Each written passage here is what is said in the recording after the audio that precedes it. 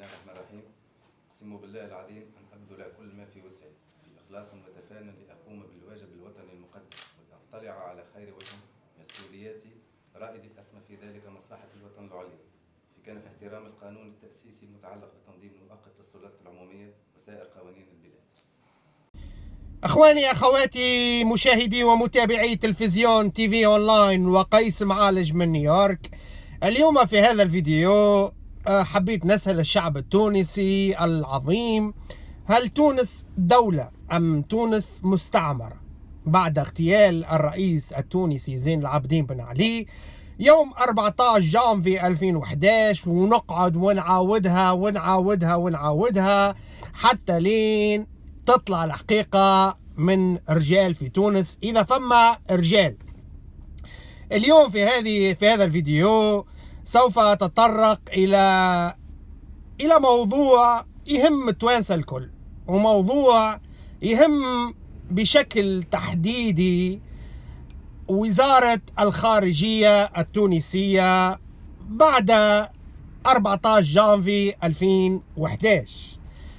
كما تعرف يا شعب تونس، واللي ما يعرفش نقول لكم أنه في تونس في عهد الرئيس السابق زين العابدين بن علي كان عندنا في ماديسون افنيو، وهو شارع راقي جدا في نيويورك، كان عندنا المركز الثقافي التونسي، وكان علم وراية تونس ترفرف. تتعدى في الشارع هذا تحس بالنشوة لأنك تونسي، وتحس بالعز لأنك تونسي. اليوم يا شعب تونس يحكموا فيكم بيادق، puppets بالإنجليزية، بيادق يحكموا يسميوا في رواحهم رجال سياسة، وهما والله العظيم لا يكسبوا من الرجولة ولو جرام واحد. من بين هذوما اللي ما يكسبوش من الرجولة ولو جرام واحد سفير تونس لدى الأمم المتحدة محمد خالد الخياري. محمد خالد الخياري يتوجه لك قيس معالج في هذا الفيديو، وإلى وزارة الخارجية التونسية، وإلى العميل الباجي قايد السبسي، وإلى العميل الثاني الحبيب الصيد، بالسؤال التالي: هل تونس دولة ولا لا؟ إذا كان دولة راو عندها راية تونسية تمثلها، وإذا كان ما هياش دولة راو ما فماش راية تمثلها.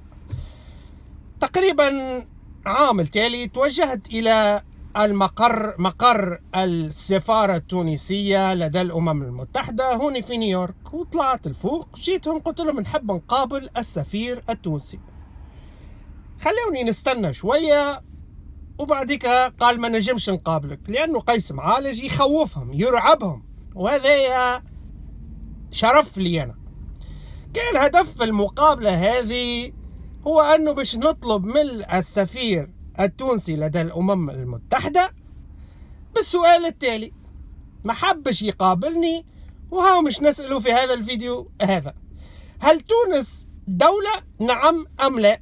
إذا كان دولة راو عندها راية تونسية، وإذا كان مش دولة راك أنت يا سفير تونس يلي مفروض تمثل تونس تستعار من الراية التونسية.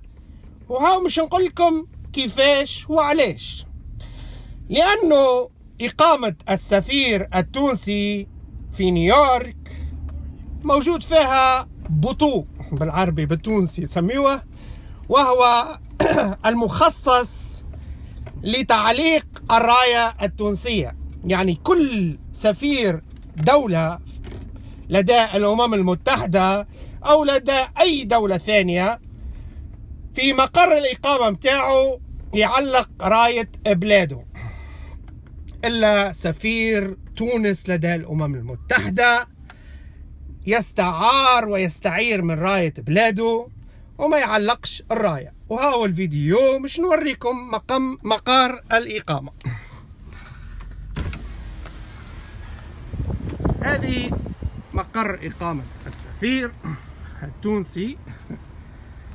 نحلوا الباب الراكيو باش ما نعطلوش العباد.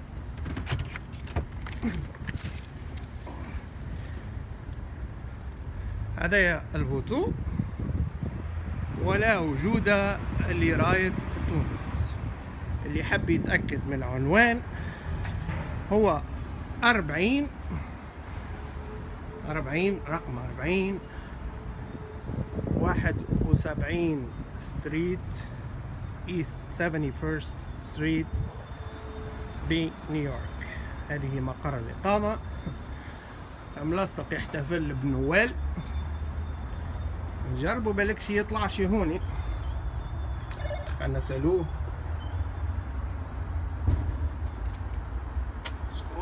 عسلامة اخوي العزيز. عسلامة. سلمى. بربي انا قيس معالج، حبيت نسألك. اي. هذه مقر إقامة السفير التونسي لدى الأمم المتحدة صحيح؟ اي. بالله فما بطول برا، هو المفروض لراية تونس، علاش ما فيش راية تونس؟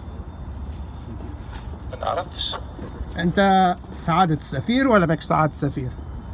ليه انا خدام. انت خدام. بالله تنجمش تسأل السفير تقول له قيس معالج، معروف تعرفني قيس معالج اكيد، اتعدى للدار هوني وقاعد يشوف انه الدار ما فيهاش علم تونس، راية تونس، وهذه راية تونس تمثل الشعب التونسي الكل ولازم يعلقها. ما نعرفش. باه وصل له المعلومة هذه، انه قاعد نسجل في فيديو توا، والفيديو مش يتحط على الفيسبوك وعلى اليوتيوب، وخلي وزارة الخارجية التونسية تعرف شنو هل راية تونس تمثل السفير هذا ولا ما تمثلهاش؟ هو اسمه محمد خالد الخياري صح؟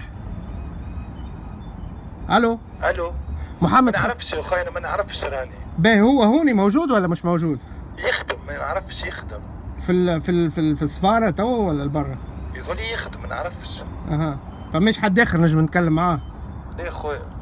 باهي بالله وصل له المعلومة وقول له قال لك قيس معالج علق راية تونس، واذا كان ما عندوش فلوس باش يشريها نشريها له انا.